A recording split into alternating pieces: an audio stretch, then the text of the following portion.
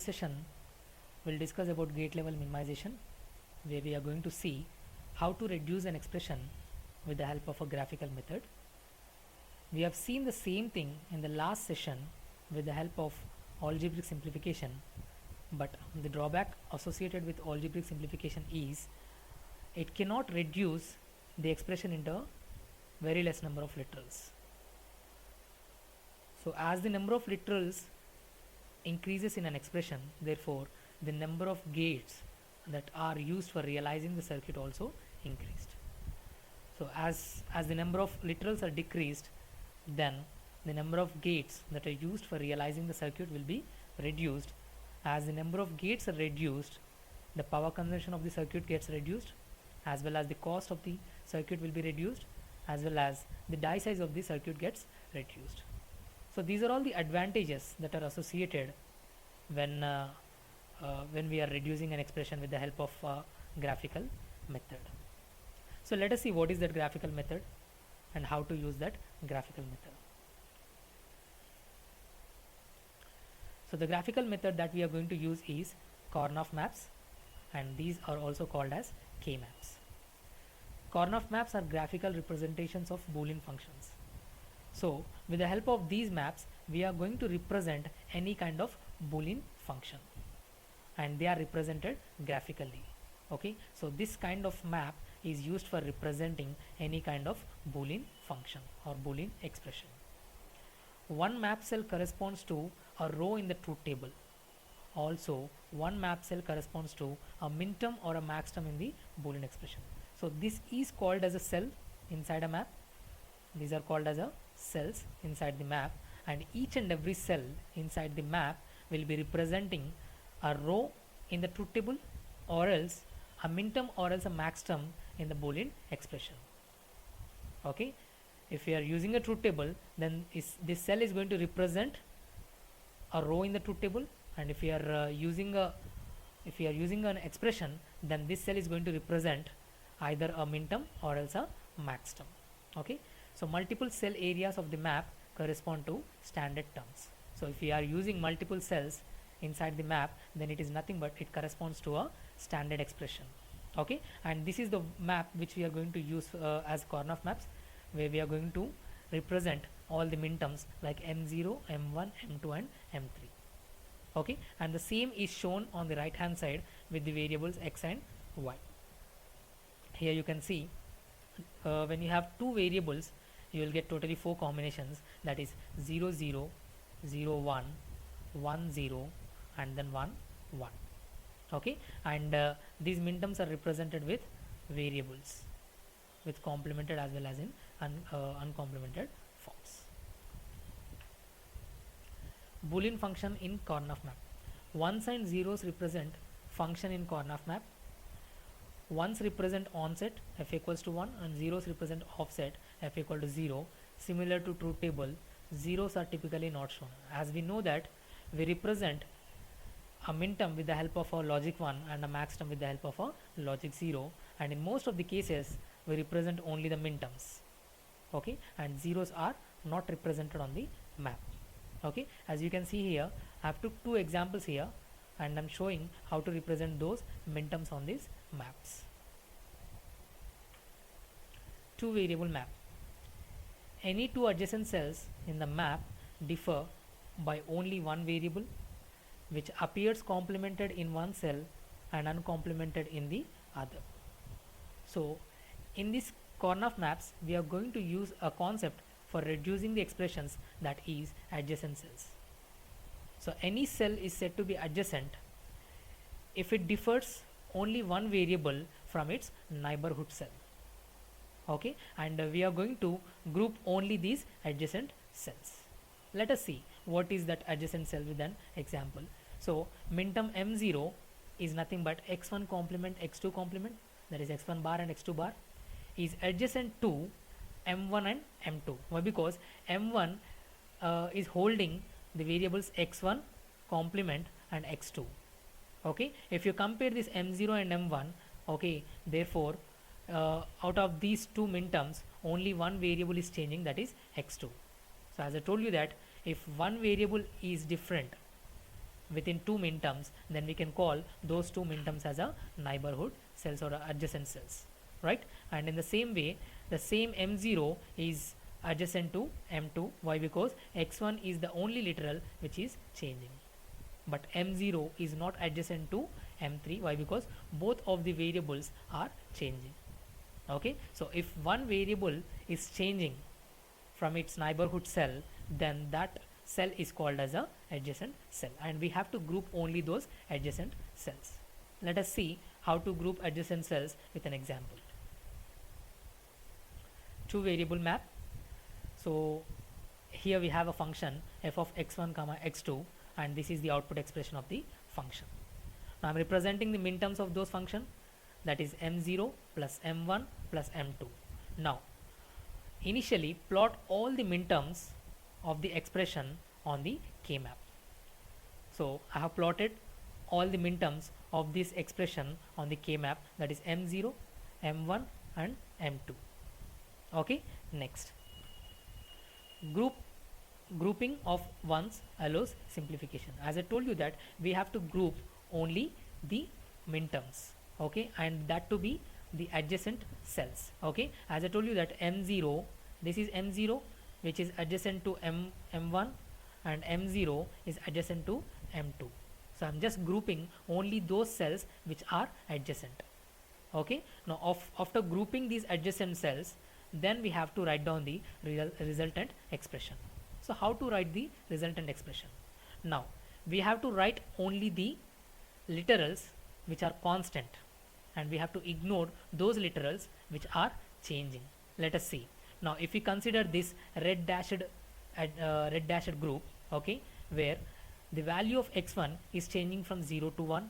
So as I told you that we have to ignore, or we have to remove the variable literals, or the literal which is holding the variable value, and we have to consider only the literal which is having a constant value. So x2 is holding a constant value, that is 0. As x2 is holding 0, so it should be represented with a bar. So this is what x2 bar. Okay, and this completes one minterm, and then plus. Okay, so sum of minterms. Now let us get the expression for this particular group. Okay, so here the value of x1 is constant, but whereas the value of x2 is changing from 0 to 1. So x2 should be ignored and x1 should be considered, and x1 is holding 0, therefore it is written as x1 bar. So this is how we are going to get the resultant expression for any given function. As you can see, initially the function contains 3 minterms, but now it is containing only 2 minterms. Okay,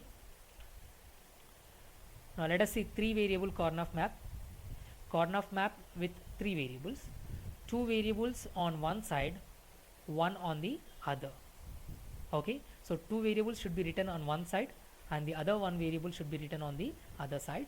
Note, gray code sequence facilitates grouping of 1 entries into logic blocks.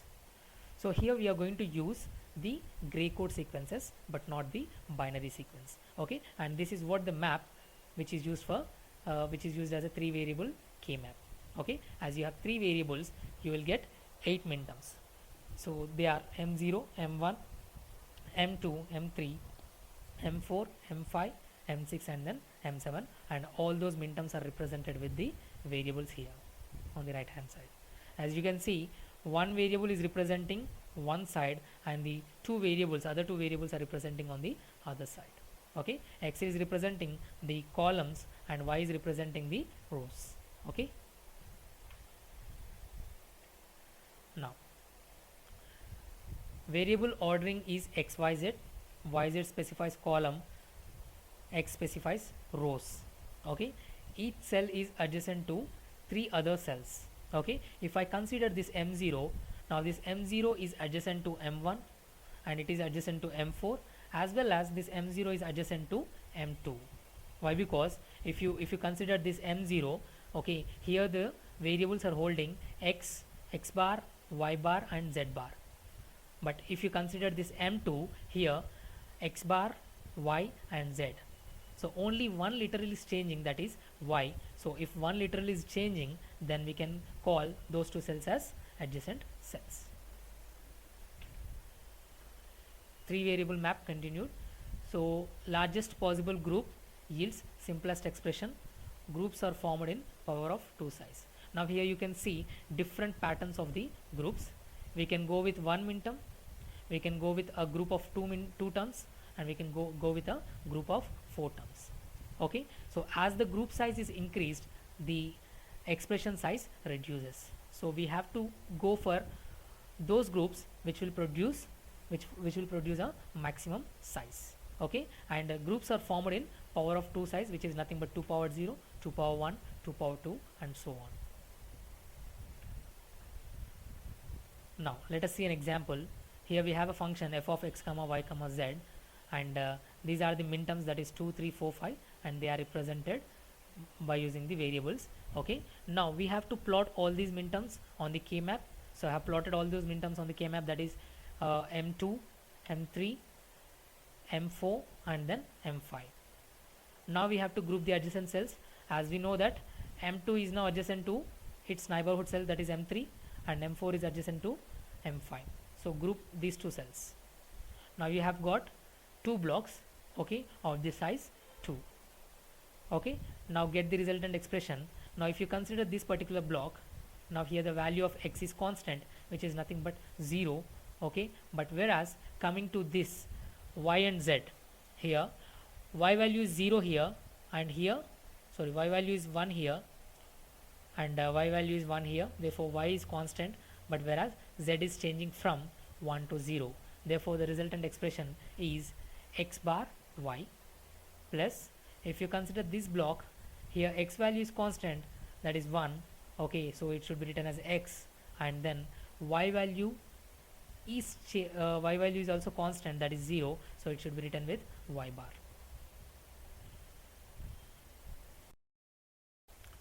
Overlapping blocks, f of a comma b comma c, and we have the minterms. So the first step that we have to perform is plot all the minterms on the map. So I have plotted all these minterms on the map. Now we have to form the groups. Okay, we have to form the blocks. Okay, and that should be maximum sized grouping. Okay, so here you can see one group or one block, okay, which is grouping totally 4 cells, and one more block which is grouping 2 cells. Okay, and here in order to reduce the expression, we can also go with overlapping blocks like this. Okay, if I group a single minterm, then you will get more number of literals. So that is why I am grouping this particular minterm with one more minterm which is already in the other block. Okay, and this is used for reducing the expression. So blocks can overlap, still find the largest possible power 2 blocks. How to convert blocks into algebraic expression? Okay, now just now we have seen that write down the variables that do not change. So we have to write only those variables that do not change. If you consider this particular block, okay, now here the value of a is changing from 0 to 1, so we have to ignore it. And if you consider these two columns where the value of b is changing from 0 to 1, but whereas the value of c is constant, that is 1, so we have to write it as c.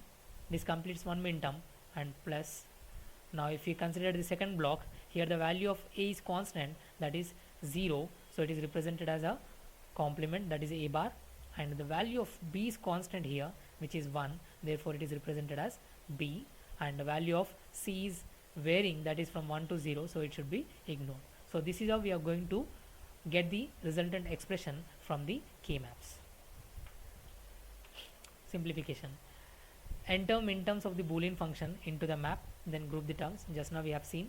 Okay, now let us see what is going to happen if we consider a small grouping size. Okay, so these are what the minterms which have already plotted on the k-maps.